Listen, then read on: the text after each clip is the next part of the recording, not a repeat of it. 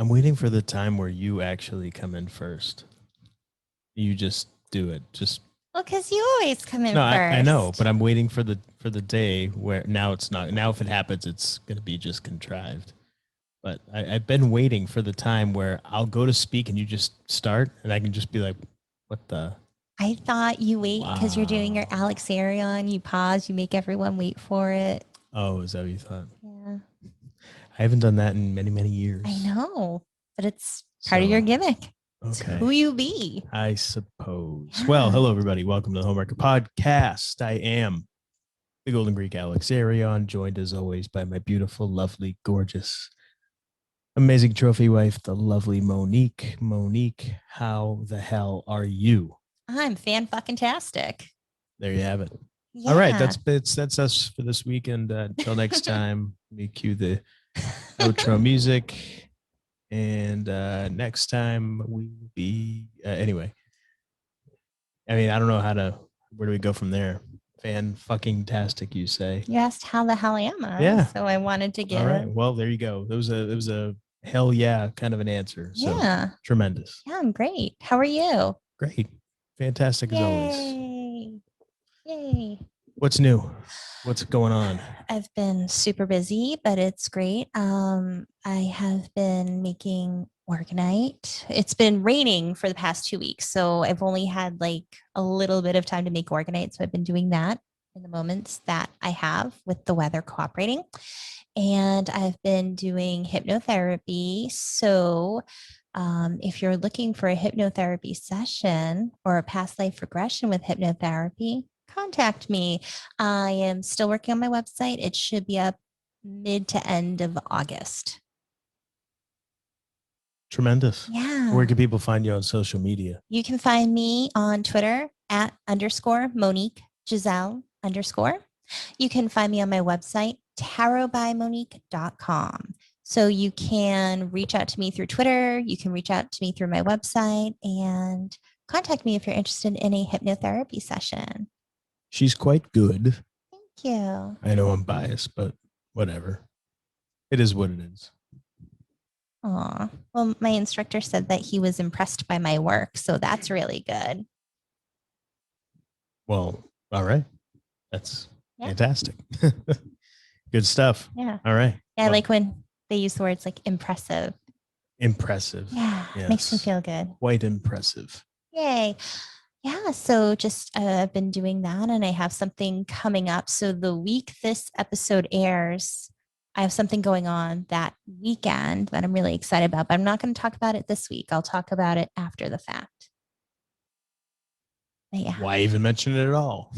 Because so people can prepare. So the following week, I'll have stuff about what I did. Okay. Fair enough. Yeah. Sounds good. All right. If it falls through, I don't want to talk it up. Like if something happened, you know. Which is why I never talk about anything till it's done. That's just my philosophy. Yeah, so I'm not talking about it. I'm just saying I'm supposed to do something. So. All right. Cool. Yeah. Well, then let's. I have plans. Wow. She has plans, everybody. Never happens. Watch out, world. Yeah. So go on. Where can people find the Homewrecker Podcast on social media? We have a Twitter. At Homewrecker Pod. And that's it. Yep, that's it. And our website. Homewreckerpodcast.com. There you have it. And how can people find you? You can't. This is it. I'm not plugging any of my social media or anything. I'm getting offline. I'm done with it all. There you go. Damn it. There you go. So there you go. That's the way to be, honestly. Yeah. Just, yeah. Tired of all the nonsense, craziness. And we're going to talk about some of that. Oh, goodness. All right. So why don't we get into that? So before we get into what we're going to talk about, it kind of sort of ties in a little bit. But so last week we talked about missing 411. Mm-hmm. Mm-hmm. Yes. And so our friend Nicole from Twitter, she actually commented on one of our tweets about the episode and brought up that there's a whole Reddit about like the U.S. Forest Service. Like there's a Reddit on everything.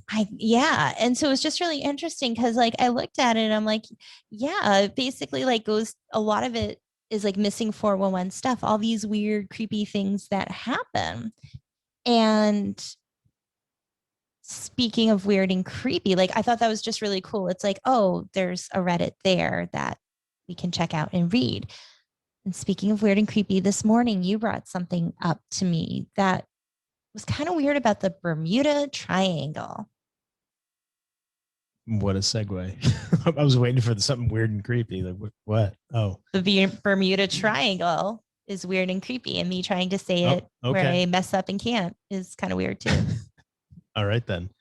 No, I had, and for the love of me, the love of me. See, wow. Words are hard. And there goes my voice again. Jeez. So I was listening to a podcast or looking. No, I wasn't. I apologize. Was not listening, but looking through show notes for a podcast. And I can't for the life of me remember which one it was. But it came out either last night or this morning because I'm looking through my little podcast app here. And I see this story. I see the thing and I'm like, what? Because it said Bermuda Triangle mystery solved, scientists claim. Like, what? So I click on the link and it brings me to this. It's an article on Fox News. And I didn't even realize it until just now when I pulled it up because I'm like, where the hell was that article? And I just had to go and look for it. It was from all the way back August 1st of 2018. So, and it was really actually new. No, not at all. And it says by The Sun. So Fox News, I guess the website took the article from the UK Sun. Mm-hmm. Yeah. And so it was saying that I love again the title, Bermuda Triangle mystery solved, scientists claim. Right in the title, scientists claim. So did they solve it? So I'm like, what? Okay, let me read this. What is apparently this? They're claiming to solve it. Yeah, what is this crap? So I'm gonna just read. It's actually not that long an article, so I'll just read some of the highlights. British scientists believe 100-foot rogue waves could be the reason why so many boats have been sunk in the mysterious Bermuda Triangle. The infamous body of water in the western part of the North Atlantic Ocean stretches 700,000 square kilometers or 270,271 square miles between Florida, Bermuda, and Puerto Rico. Also known as the Devil's Triangle, the area features multiple shipping lanes and has claimed over 1,000 lives in the last 100 years. But experts at the University of Southampton believe the mystery can be explained by a natural phenomenon known as rogue waves. So they go on to talk about how they have observed rogue waves. They call them rogue waves. I think, and it links to I don't know if it's the BBC or whatever, but the news in England, where some of these scientists talk about what a rogue wave is. And essentially it's when two waves, like, or wasn't it three storms? Or yeah, like the storms all come together and make these rogue waves, they call them. And supposedly they can reach up to over 30 meters high, which is almost 100 feet. Anytime I see anything like that, I wonder, okay, who got there with the tape measure and went and just, measured it up? How'd they do that? Okay, well, they said that they observed them from satellites. Okay, here we go. Well, right. Sure you did. And not only that, but that they observed these waves, not in the Bermuda Triangle, that they say they claim they've solved the mystery of the Bermuda Triangle. They claim they've solved it. Did they observe these waves or anything happening and a ship getting taken out of the Bermuda Triangle? No, that's not at all. So was it more like by Florida, the Atlantic? No. Was it more like by San Juan, Puerto Rico? No. So by do you want to know Bermuda? where they observed these rogue waves? Why don't we tell everyone? South Africa. What the fuck does that have to do with the Bermuda Triangle? Because they supposedly observed these rogue waves off the coast of South Africa. Because if it can happen there, it can happen anywhere. Problem solved. We solved it. Nailed it. So I'm just sitting here. I'm reading this morning, and I'm like, "Are you fucking kidding me?" Do you remember what my reaction was? Like what I asked you? Like, no. Remind me. I'm like, okay, even if there are 100-foot waves that cause these ships to crash. Oh, yes. What Now about the I- airplanes? What about the that airplanes disappear? that supposedly go missing in the Bermuda and Triangle? They say that the airstream is difficult over there, and there can be turbulence. Oh, I've flown through it several times, Yeah. and one time, I remember it being really turbulent. Like I was just kind of like holding on to my seat, like, what's going on here? Like it was scary. But that was only one time. Every other time I'd gone through, there was nothing. But just that one time, I remember being really like rough. But here's my question: all of these disappearances through the Bermuda Triangle, were they always during the same time of year?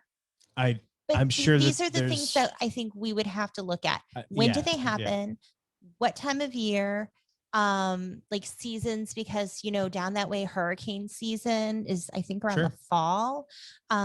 So depending on the weather, but so we actually watched a video earlier about this, and what they were saying is once every so often these storms meet and cause these rogue waves, and they only last 2 or 3 minutes, but it's enough to cause damage. But then my question is, how is it that all these ships that have gone lost or missing happen to fall under that once in a while, that the storms colliding? And you're telling us that the weather service would have no indication of these 3 storms meeting at that point in time?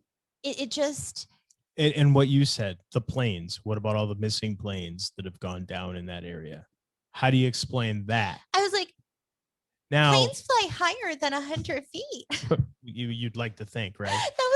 That was my thought. I'm like, right now I'm thinking, I started thinking of this earlier today.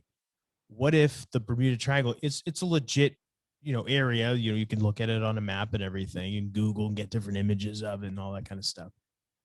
What if that is where they send ships or planes that they want to be disappeared?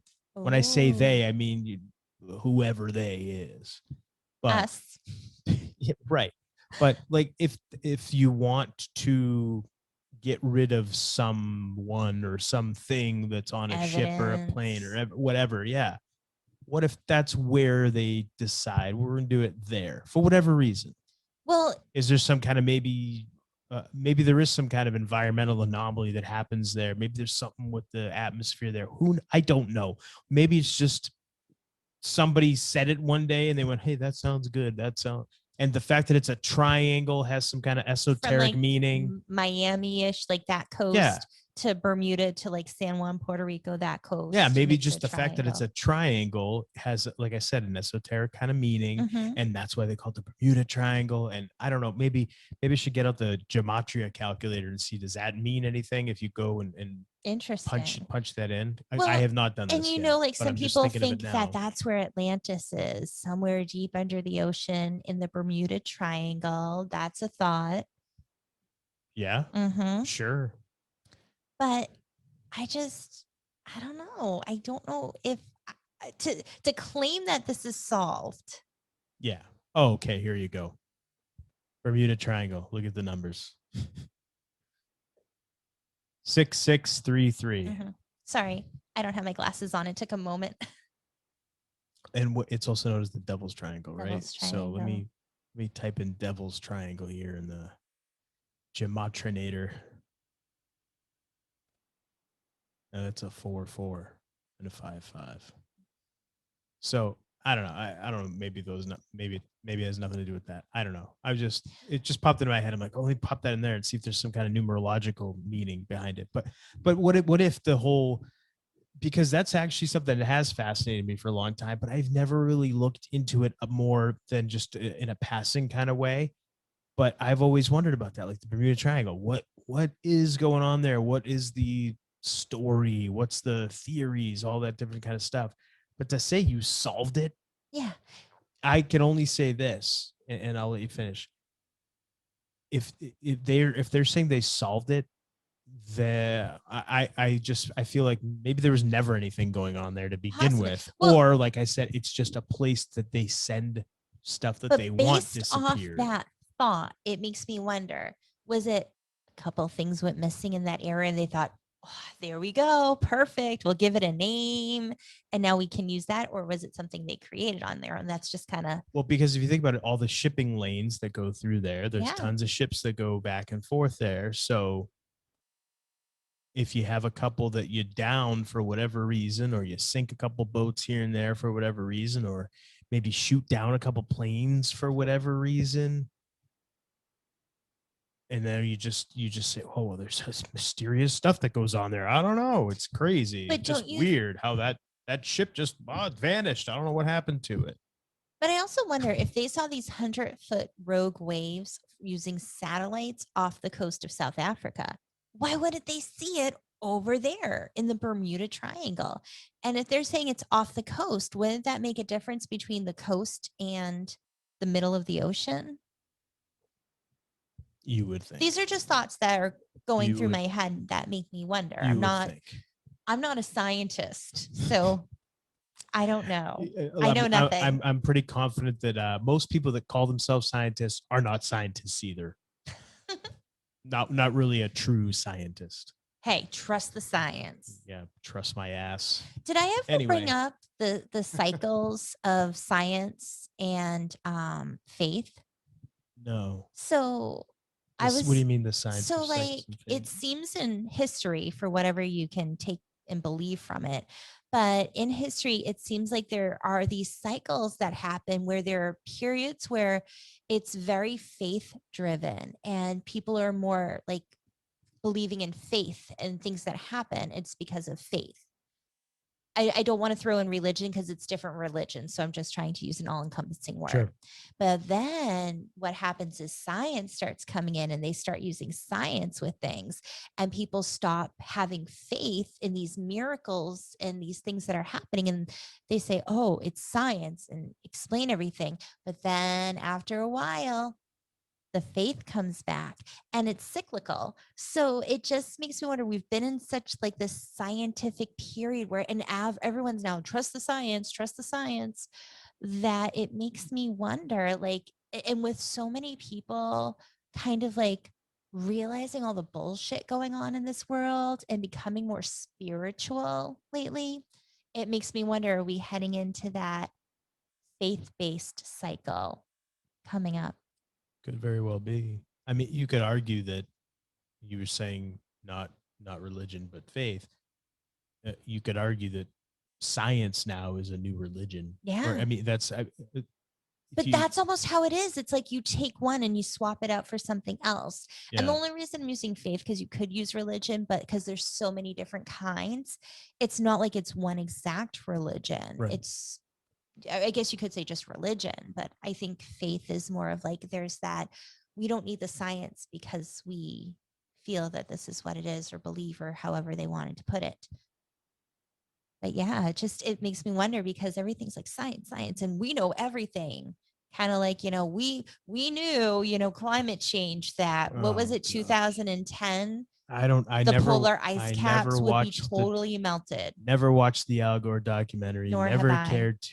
Never cared about any of that kind of stuff. I was like, fucking bullshit. No. Because and what was it called, that movie? An Inconvenient Truth? Was that it? Inconvenient Truth. I think Okay. that's what it was called. I think so. I never watched it, but I remember hearing, like, when it first came out, people were all like freaking out. Oh, Antarctica is going to be melted and everything's going to go underwater by 2015 or something ridiculous. When that came out, I was like, if anything, we'd probably have another ice age first. Well, and that's the thing. There's more scientific evidence that, if anything, we're headed more towards an ice age, or more of a cooling age, not a warmer, hotter phase. But they realize they have to be careful with their words now, which is why that's why it's changed not it. global warming anymore. They've now turned it to climate change. It's a little more of a all-encompassing. Hey, living in New England, They that got happens that- every week, every day, climate Yeah. change. They got that marketing department all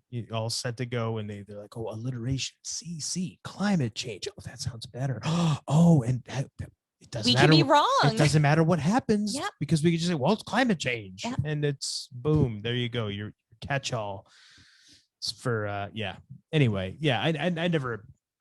I mean, when I was in high school and they were talking about global warming and all that kind of stuff, I was at the time I started listening to Art Bell, and he would always have on this guy. I'll never forget his name, Robert Felix, and he had a website. The website, for whatever reason, I can't remember the website name, but I remember his name. And he had a website, and he was talking. And this guy's like, he's a scientist, like somebody that actually goes out and studies it, and gets data and all that kind of stuff. And he was saying, we're not headed for global warming. We're heading for another ice age, based on all of the data that I've uncovered. And he like would list it all out, and he like gave his website link, and I'd gone on there a bunch of times. I was like, oh wow, look, he actually has like figures and numbers and everything, and he's showing like where he went to a certain area and collected samples and did all this stuff. And then you had the other side going, it's just so hot out, it's getting hotter, everything's gonna melt. What? But I wonder now, knowing what we know about Art Bell and a lot of the stuff on there, I look at it now like I see it as two sides of the same coin, just like with politics. Completely agree with you. Okay, if you don't believe that it's getting hotter, then believe it's getting colder. Either way, sure. Panic. Yeah, you're right. I agree 100% that. I mean, this guy for sure seemed very credible, seemed very knowledgeable and everything. Like I said, had the website up and stuff. Was he controlled opposition? Very well could be. Who knows? I'm just saying that having heard that viewpoint so early on, when I was getting hammered with the global warming stuff when I was in high school, it gave me that differing viewpoint. So I didn't automatically go, oh my gosh, this is what's happening. I started thinking, wait a minute, they're telling me this here in school, but then this guy's saying this, and he's got all this evidence, and who do I believe? When you heard about climate change, about global warming, like for me, my bullshit meter was going off, and I'm like, it's bullshit. What they're saying, in whatever 2010, 2015, 2020, whatever years that everything's going to be melted, I'm like, that's bullshit. And that was, this was back in the 90s. I want to say it was like late 90s. Yeah, well, I mean, when I was in high school, it was like early 90s, and that's when we started really hearing about this stuff. And yeah, that was like the big fear stuff. I remember I used to watch 2020 every Friday night with Barbara Walters. Not because of Barbara Walters, but I used to watch 2020. So anybody that's probably my age or a little older will know what I'm talking about. I was like, is Barbara Walters supposed to be like hot and attractive that no people would watch it for her? I don't know. She was like some trusted. She's still alive, isn't she? Yeah. I don't. Anyway, no, I'm just saying it was 2020 with Barbara Walters. That's like what it was called, and they would always have on interesting shows, interesting news stories and stuff like that. And I would watch it, and I remember that's the first time that they had like, that brought concern to me watching this television program programming. And that's what I was like, the Antarctic is melting. Oh my gosh, we're going to be underwater in 20 years. What's going to happen? And here we are now, 20 years later, we're the same. All the swimming lessons for nothing. Then, and nothing. And I remember in the 80s growing up, or early 90s, you couldn't do hairspray anymore. Remember the aerosol can, the ozone layer, we're not gonna have any atmosphere left, and all this. It's always been one thing after another, constantly hammering. It's like the government just wants reasons to get involved with your life and take your rights away and tell you what to do. It's always been like that. And I'm sure it was like that 100 years ago too. It's always something. Yeah. And really, how much of it is true? Well, I mean, I could still walk outside without getting a sunburn in 2 minutes, like I was told is going to happen if we all use hairspray and underarm deodorant that's got aerosol. I mean, this is shit we were told. Yeah, I remember. But look at what they're telling people now about like straws and plastic, and it's always it's recycled. It's always this fear porn, always something that's going to ruin the earth and kill you and be bad for you and bad for the earth. And it's just over and over. And it's the same thing, just different stuff. And they just switch it up. That's all they do. But I wanted to say before I forgot, it's funny that you're like, yeah, I would watch 2020. And I'm like, I hated that show. I did not want to watch that show. If I was going to watch something, it would be like, I don't know if like what I'm going to say, but that kind of show, like Inside Edition, like the kind of more like sensational Oh yeah, like stories. hard copy and that kind of stuff. Yeah, I'd watch like those too. Sure. But like, I don't know, like that kind of stuff. I always hated that. I was more of like, nope, don't want to. I remember I got hooked on 2020 because they, for whatever reason, it was a story they did about Scientology. And for some reason, I got like, I watched it. Was it because you love Tom Cruise? Look, there's nothing wrong with Tom Cruise. Oh, there's a lot of things wrong with Tom Cruise. If he even exists. True. There's a lot of things wrong with the character, Tom Cruise. I can't. He was probably. It was a story they did on Scientology, and yes, that's where I found out Tom Cruise was one, and blanking on her name now. The actress. Look who's talking. Kirstie Alley. Kirstie Alley. Kirstie. Yes, her. John Travolta. You know, all those people that were Scientologists. I was like, oh, it's interesting. And it was. And from there, they went on to some other. Just the way they met. You know, the stories went from one to the other, and the transitioning and stuff. And it caught my attention. I was like, oh wow, that's cool. And then like whatever I don't know how many stories they've had over the years on that show, but whatever the next week we're gonna talk about this. And then it was like, I was hooked. It hooked me. So from a young age, like I said, as a early teenager, I started watching that show. And I remember I used to watch with my mom because she'd watch it too, and that was it. Like I watched it for years before I finally was like, okay, enough of this shit. Yeah, I was never into it. There was a show that popped in my head that I liked. Sorry, but like those kind of shows, the more sensational, kind of not real news stuff. Sure. Like if the Weekly World News had a news TV Do you remember show. Entertainment Tonight? Yep. I remember that show still on? I don't know. We don't watch TV. We don't know. But yeah, so back to Bermuda Triangle. So scientists solved it. Or claim. Scientists claim to solve it.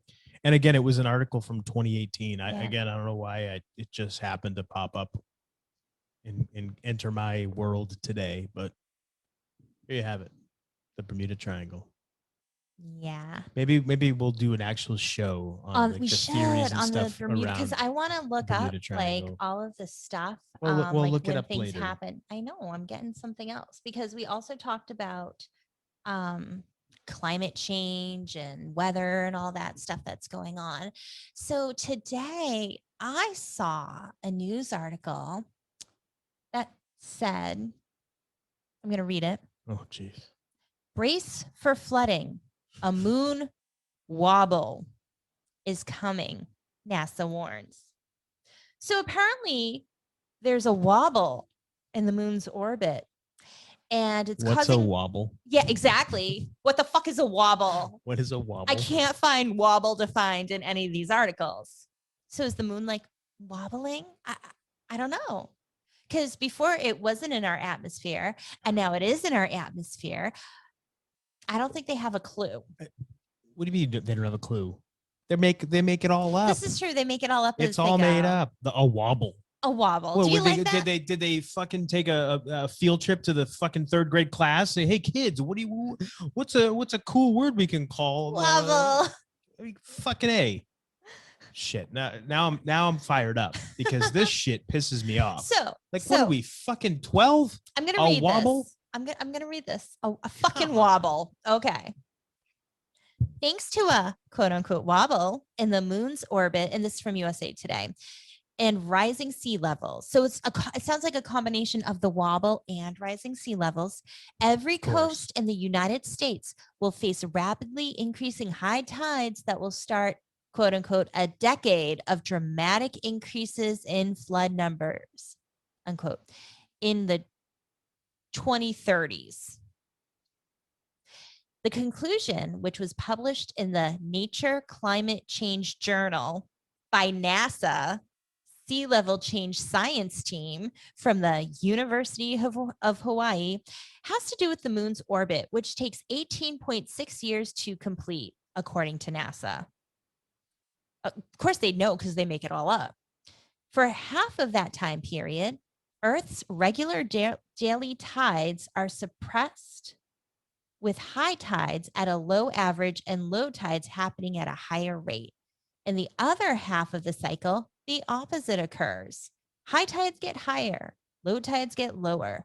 Global sea level rise pushes high tides in one direction, higher. So half of the 18.6-year lunar cycle counteracts the effect of the sea level rise on high tides, and the other half increases the effect, NASA explains.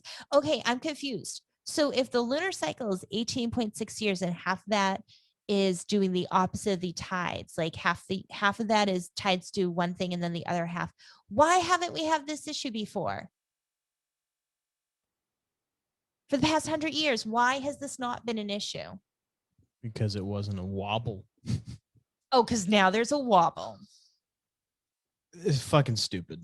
That's all I'm gonna say. It's fucking stupid. I don't even know why we're even talking about it. It's stupid. Come on. This falls right in with we're all gonna be underwater by 2015. Yes, but that's why you're not gonna be able to walk outside because there's gonna be no ozone layer and you're gonna get burned by the sun. That's the second it touches your skin because there's no protective ozone layer. Get your galoshes because there's gonna be flooding. Hide under the desk because nuclear bombs are coming.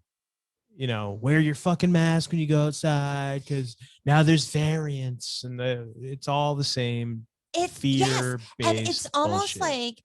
like okay, people don't really care about the pandemic, so let's talk about a moon wobble. That will scare people, and that will keep them distracted, so we can go do what we want to do and change laws. Laws. There's no laws that have ever been changed. That's the great thing about in this country.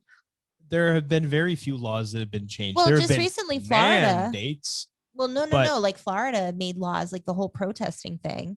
What so now you can run people over, which I have no problem with. Here's the thing with those. You have to be careful because a lot of those things are phrased and worded in a certain way that are actually not beneficial the way we think that they would be beneficial. The other thing is when they pass these laws and everything, what they're doing is they're sneaking other things in there as well. So they put the focus on these big issues, but then sneak other things in there that we don't know about. So like there's shady things happening that we don't really know about and it's hard to find out.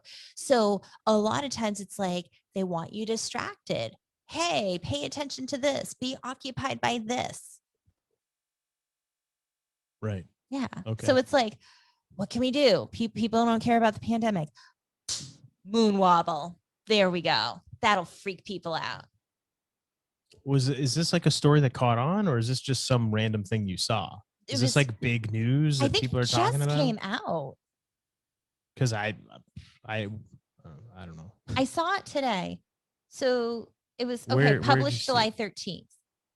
Okay. But I mean, have you heard about it from anybody else? Have you been like on social media? Are people talking about this? No, but I don't pay attention. We don't watch the news. I don't pay much attention on social media. So I don't know if this is one of those just, we got to put out a story. Something about NASA I on the moon. think it's let's throw shit at a wall and see what sticks. Could be. Hey, whatever happened to murder hornets? Remember the hornets that were supposed That was like a week. That's supposed to come here last year and everybody was all afraid of that for like a week. And then I remember it was killer bees in the 90s or the late 80s, early 90s. Wasn't it like bees. Africanized killer bees? Oh yeah. So, yeah, always. Always nature is gonna kill you. Always something. Yeah. Now I think I've shared on this show, but I'll bring it up again. I used to love horror movies. I was so into them, and the gorier the better. And then as I got older, I realized the real horror movies for me were movies about the weather. Movies like 2020, the day after tomorrow. Sorry, 2012, the day after tomorrow. Like I watched the day after tomorrow, like that kind of stuff. You can't really where do you go? Like, it's not like oh, this whole thing, the moon wobble, everything's going to flood, like all these natural disasters. Oh, there's this thing that's going to instantly freeze you, which would that really happen? Probably not. But it's that thought of like, how do you get off the earth? Like a serial killer, you can fight. You can't fight the weather. Yeah, you never wanted to watch any of those movies because for a while there I was on a little kick of it was more so the special effects and the visual effects that were that sucked me in because it's not like the stories were like these groundbreaking, heart wrenching, thought provoking stories or anything like that. It was nothing like that. I But need it to make was some cloudbusters. yeah. Well, So the but reason why is because but oh, sorry, go on. no, but I could never get you to watch that movie 2012, so I ended up having to watch it by myself. And I thought it was all right. Woody Harrelson was a pretty cool conspiracy theorist in it. But anyway, But with horror movies, I always looked at it like, well, I can make a plan. So when I watched Night of the Living Dead when I was 7, and then was convinced that zombies, if they come up from the ground, because I lived not too far from a cemetery, and I was like, I only have so much time. I only have so much time to be prepared. So we have no time at all now. We live right across the street from one. I know, Like, but it's right there. but I've worked on this. I was like, I need to be prepared. So I would basically make a plan for where I lived. I was a little kid. I was like, we can take these doors off the hinges and block windows. And I was like, we can barricade this way. And if we need to get out and escape and get to the car, we can go out this window and jump. And we can, like, I had all these plans in my head about how we could survive a zombie apocalypse. And when you see, like, serial killers and like Jason Voorhees, it's like, okay, well, I can try to fight him. Maybe climb a tree and hope he doesn't climb trees. Could maybe hide. When he throw his machete or whatever at you. But if I'm up in the tree, he might not notice me. But he's like super strong, right? Couldn't he just like kind of shake the tree until you fell But out? I might be able to. I'm not a runner, but yeah, I'd probably fight him. I don't run. But at least I feel like I have it, maybe a chance. I don't know. This is what our podcast has devolved into now. This discussion, we're talking about hypothetical fights with a movie serial I'm telling killer. you my mentality as a child. Gotcha. There were possibilities to survive. And usually you could fight. You could do something. But when it comes to the weather, how do you fight the weather? You can run, but if it's everywhere and it's all around you, do you have to get off the earth? Can you? Like, these are the thoughts that I would think of that made me be like, okay. And now I'm like, I'll just make some cloudbusters, go put those in the yard. We'll be good. Got my shun guide and we're good.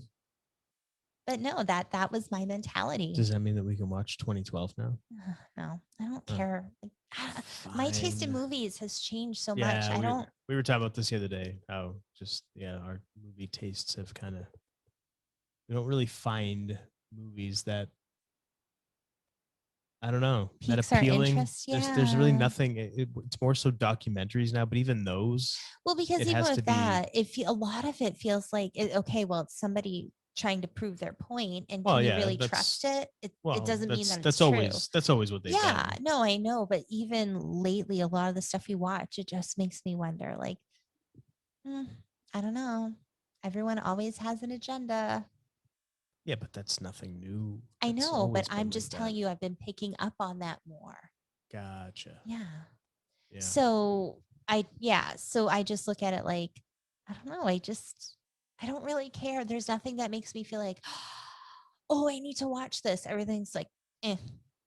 Yeah, there's no such thing as must see anymore. No, and especially like we haven't had cable for years. Like we really don't watch TV. And when we do, it's the same shows. We watch like Psych, The Office, Eureka, Warehouse 13. All stuff that we own on DVD. Mm-hmm. Because that's another thing.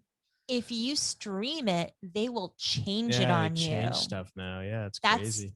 I've been saying forever, get the tangible goods. Yeah. Buy your music on CDs or cassette tapes or whatever it is that's out now.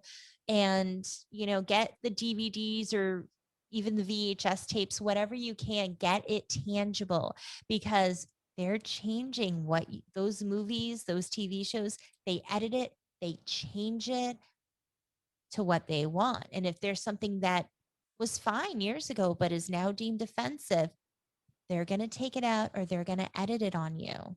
So if you want the original. Well, that's the thing though. You have to get the original, like something came when out, it comes out, whatever, 5 years, or not five, but like 10 years ago or something, like you need, because I don't know now, but like if, when they re-release stuff, they edit it. It's not as it was. Yeah, you need to get it when it comes out. Initially done. Yeah. Pretty crazy stuff. Yeah. Are they even doing DVDs and stuff for newer movies now? Because I know that a lot of movie studios now are doing, they're just kind of putting stuff out right to streaming. Like I know the what's it called? The Conjuring movie, the newest one, was on HBO Max. The Godzilla versus King Kong movie was on HBO Max. It just went right to that. Let me see. Let's look it up. So I don't, are they even doing DVDs anymore? And I mean, with a lot of these new movies that come out now anyway, it's, I don't know. I feel like they're all just so. Oh, so they are doing those. Godzilla versus Kong is out of Blu-ray. Oh, okay. Right. I wasn't sure 4K because Ultra Blu-ray. Yeah. Oh, okay. Because I had looked. But we also don't leave the house anymore, so it's not like we go to like stores. No, but I was just curious if they're still doing that kind of stuff. I didn't know. I just knew the push to streaming and all that kind of stuff was so big that I didn't know. Yeah, but that's why it's so important. I'm telling people, like, get the tangible thing. Yeah, for sure. Even books. Yeah, I prefer, like, I have some books that if I can find like the ebook version of it, I'll get the ebook version, and I'll put the hard copy. Excuse me. I'll put the hard copy on like eBay, and just to clear up some shelf space. But there's some books I have that I will never get rid of because they're important to me. They're kind of like historical, I guess, in a sense. Just certain things that you can't find them anymore. Even if you get the ebook, you can't get the tangible book ever again. Just stuff that I but not just that, but it makes you wonder, what else are they editing for these ebooks? Oh, they can edit whatever they want. They can edit. If you get it's just that an electronic file. You can, absolutely. That can be edited. And then I also look at it like, okay, so you buy all these movies, you have Amazon Prime, and you buy all these movies to stream through there. What happens when you close your account with Amazon?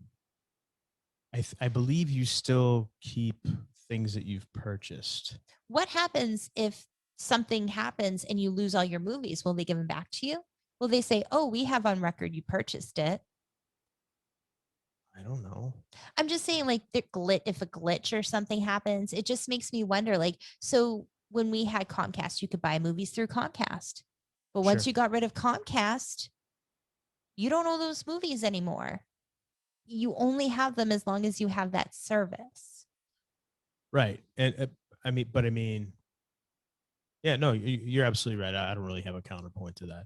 No, most people keep that service though.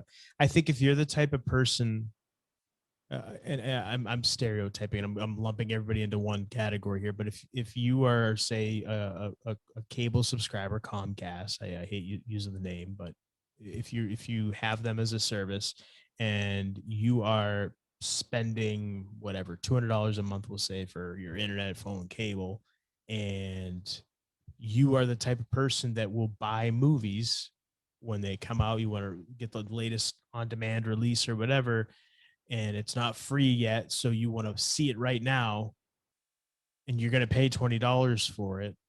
I mean, you're most likely not going to be leaving that cable provider. I'm just saying, because you move. Okay, but I'm just saying that. But why not just buy the DVD and then, like, look, I agree with you. No, I know. I'm just saying, people do that. Use a service like we use Vudu, and you get your little code and you enter it in, and then you can upload it. I honestly, I don't know now, especially with Netflix and Amazon Prime, and now Comcast even has like Peacock and everything.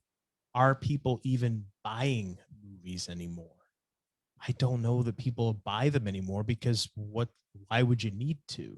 So I honestly, and again, not having had cable now for a few years, I don't even know if that's even a thing. Is on Well, demand even a thing? Because I know that they tied like Netflix and all those other I don't know because we don't have services, cable. right? But they tied them all into their service. So do they But even do on demand something anymore? Like I don't even know. something you used to do is you wanted to watch a movie, so you'd buy it. Well, the And I was like, DVD, yeah, you'd buy yeah, the DVD, but it right, was like we didn't know if it was a good movie or not.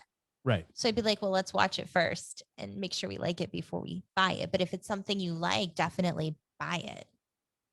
Yeah. Yeah. I mean, I would buy like blockbuster type movies that I didn't get a chance to see in the theater.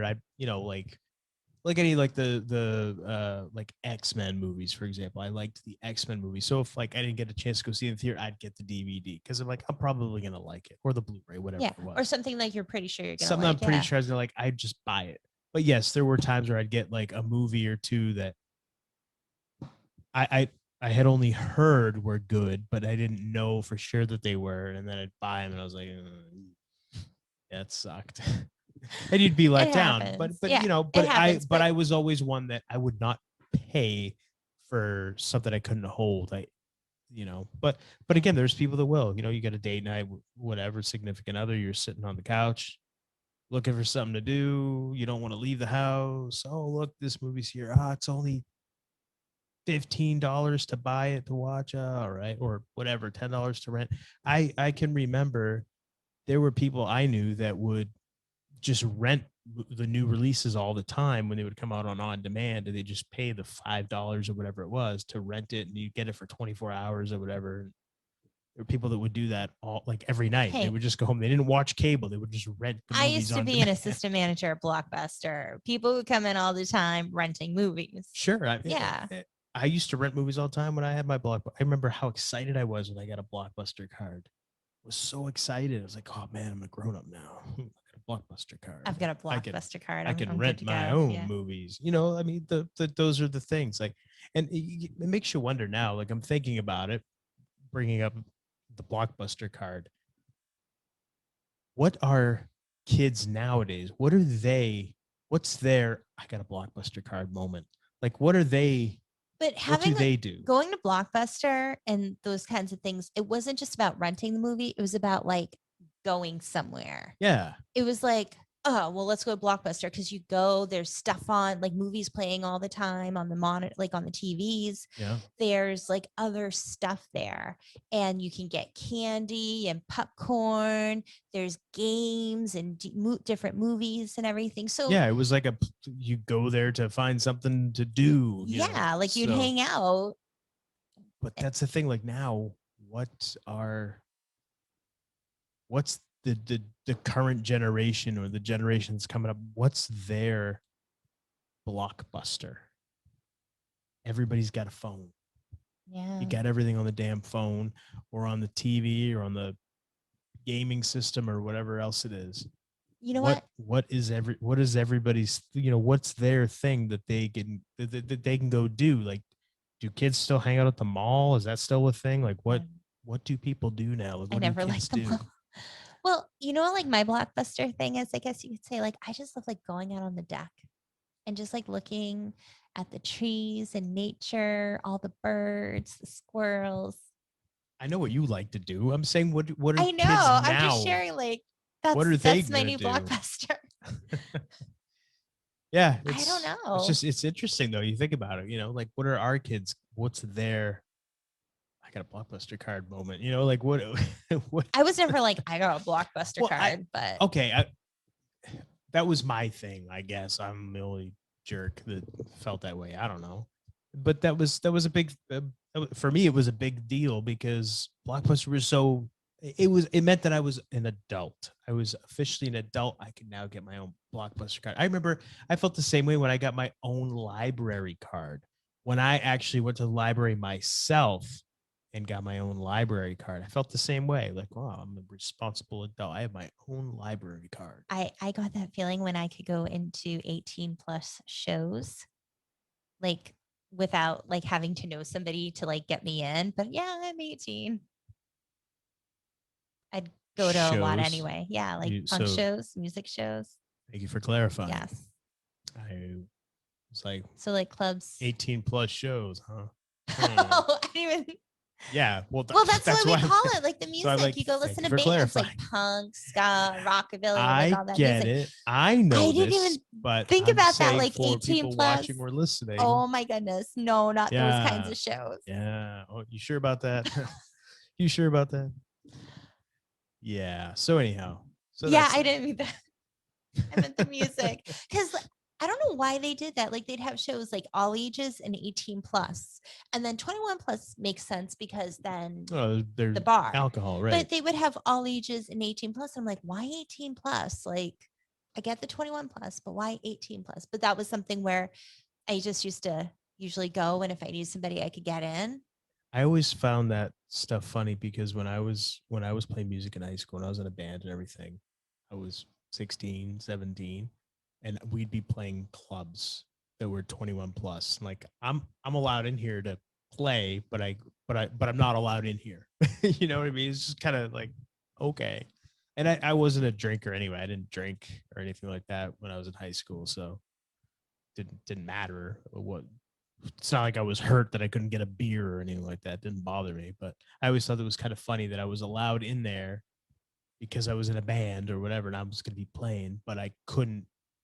If I wasn't in that role, I couldn't would be not be there. allowed to be there, kind of thing. And no one ever asked me, but I mean, I think I looked young. I definitely didn't look like I was 21. For sure, I guarantee you, I didn't look like I was 21. So yeah, I anyway. used to get into some 21 plus. Yeah, but you're a shows. girl. You make eyes at the doorman. And Well, because I knew you people, like I wink know the at 'em, bands you or I knew flirt the a people little at the bit. club. Sure, of course. Well, because I went to so many shows It's and I different wasn't for a girls. troublemaker. It's different for women. I think it's because I wasn't a troublemaker. They knew they could trust me. And I was pretty. Well, I am pretty, but like. there you have it. There you have it. Yeah. Being a pretty girl has its advantages. Uh-huh. Sure does, I'm sure. Yeah. For So sure. Bermuda Triangle solved. And the moon has a wobble. The moon now has you a know. fucking wobble. There you have it. What the fuck is a wobble? I don't know.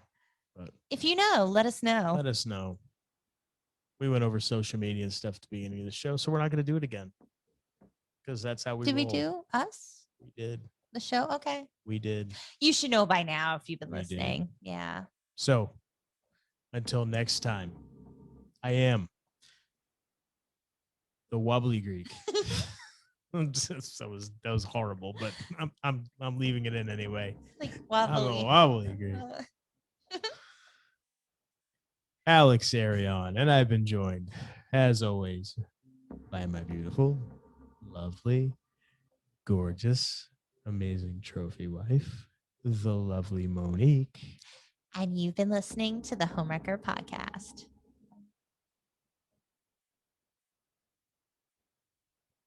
Hurts my neck to do that. Goodness. Wobble. It's a funny word. So dumb.